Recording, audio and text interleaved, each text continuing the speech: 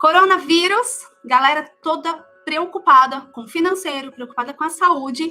Só que, por outro lado, a gente está recebendo aquilo que a gente mais pediu. A oportunidade de trabalhar em casa e se livrar do trânsito, a oportunidade de estar mais perto da nossa família. E como que a gente lida com tudo isso, não é?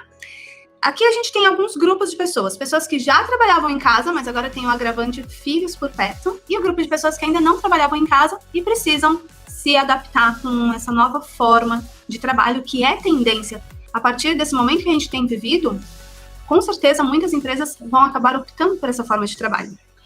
Então, vamos começar do básico. Para quem ainda não tem o hábito de trabalhar em casa, alguns pontos são relevantes e a gente precisa trazer aqui. Primeira coisa, gente, é definir o nosso espaço de trabalho. E esse espaço, ele precisa ser agradável. Você precisa pensar na questão ruído, pensar na questão de um aroma agradável, uma música ambiente, a iluminação do ambiente, que você consiga ter um ambiente clean, para você conseguir ser produtiva. Porque o que acontece se eu não crio o ambiente, trabalho de qualquer lugar, as pessoas vão se movimentar pela casa e vão acabar atrapalhando, né? A gente vai ter o cachorro, preciso me atentar se o cachorro tá muito perto de mim. E acontece, gente, às vezes passa desapercebido, preciso me atentar se é um espaço em que a criança vai precisar entrar a todo momento. Segundo ponto, muito importante, é a questão da rotina.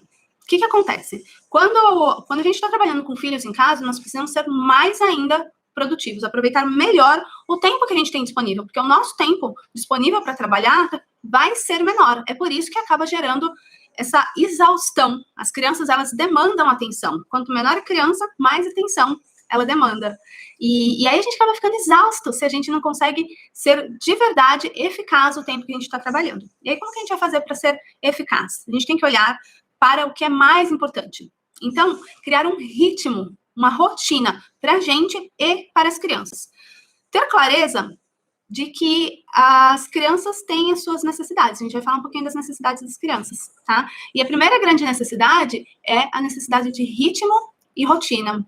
Por que as crianças precisam de ritmo e de rotina? Porque isso faz com que elas se sintam seguras. Se nem a minha mãe sabe o que eu tenho que fazer na hora que eu tenho que fazer, como que eu vou saber? Então, a liberdade exagerada, que às vezes alguns pais acabam deixando, fica à vontade na TV, fica à vontade fazendo o que for e comendo o que quiser, acaba gerando uma certa insegurança para a criança. Criar uma rotina para a gente, uma rotina para as crianças. As crianças, elas não sabem ver a hora, certo? Dependendo da idade, elas não sabem ver a hora. Mas como que a gente organiza essa rotina? A gente coloca ordem. A rotina, ela vai para além do horário exato, é a ordem, porque precisa ser maleável, né? A ordem, o que eu vou fazer quando eu acordar, o que eu faço depois, e o que vem depois, e quanto tempo a mamãe vai trabalhar, e que horas que a mamãe vai ficar comigo.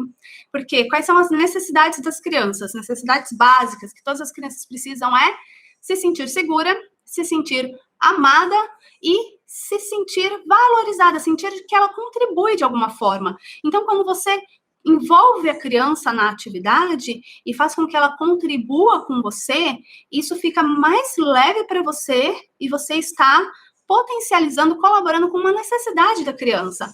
Então, desenvolver a autonomia da criança, do tipo, na hora de café, dependendo da idade da criança, ela já consegue se virar sozinha na hora de tomar café, já ir orientando desde pequenininho, levar o prato na mesa, pedir ajuda para organizar os brinquedos, falar agora a mamãe vai ter que trabalhar e você vai fazer isso aqui até tal horário.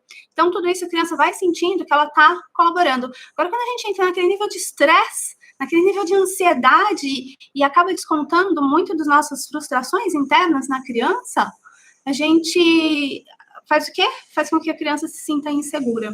E aí, se ela se sente insegura, se ela não se sente amada, o que vai acontecer? Ela vai demandar mais atenção da gente. Ela vai pedir essa atenção. Ela vai pedir esse contato, esse afeto, tá? E aí, gente, então, com relação à criança, isso é muito importante. É você criar blocos de atividade também. Você determinar o que é sendo eficiente. As tarefas começam a surgir, começam a pipocar. E um monte de coisa começa a aparecer na sua frente. E aí você quer terminar tudo. Você quer eliminar todas as tarefas e acaba se perdendo. É isso que muitas vezes acontece. As pessoas sentam para trabalhar e se assustam diante da lista imensa de coisas que tem para fazer e acaba que não conseguem fazer nada. Então, o que a gente faz? A gente tem que priorizar aquilo que é mais importante, o que eu tenho que resolver nesse dia. Listar essas atividades para que eu já saiba o que eu vou fazer quando eu sentar na frente do computador. E aí, toda vez que a minha mente se lembrar de algo que eu tenho que fazer também, mas que não é aquele algo que eu determinei que eu vou fazer agora, eu tenho que ter uma agenda, um papelzinho do lado para eu ir anotando.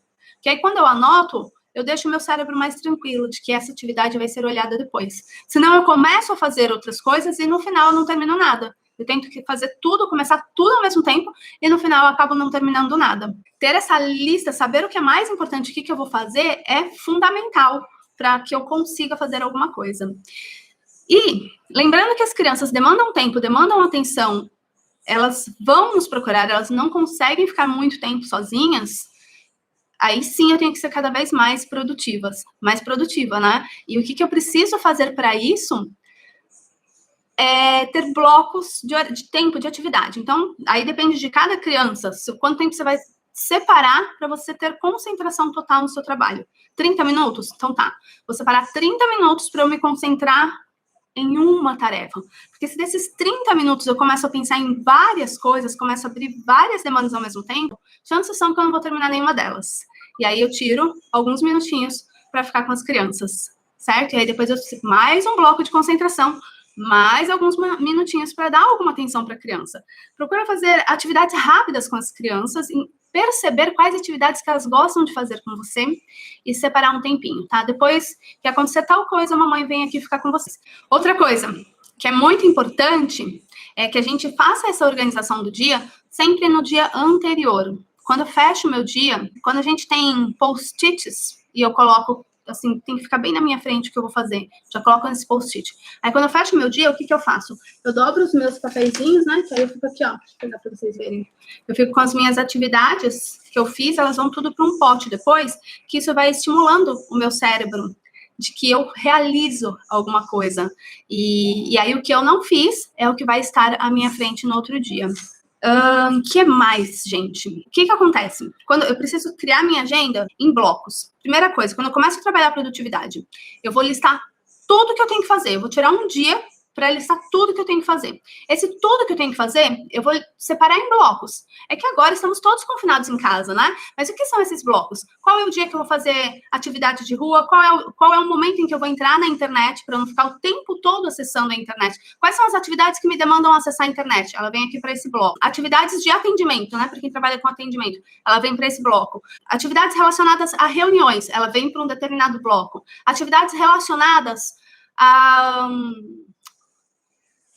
atividades externas, né? Que agora estamos confinados, não temos as atividades externas, mas ela vem para um outro bloco, porque senão, se todo dia eu tenho que sair para visitar cliente, eu tenho que sair para fazer alguma coisa, a minha semana vira uma bagunça e o tempo dessa locomoção acaba atrapalhando também, né? Então, por exemplo, eu saio para levar as crianças na escola, já passo na frente do posto de gasolina, eu já sei que todo dia, sei lá, segunda-feira é dia que eu vou abastecer o carro.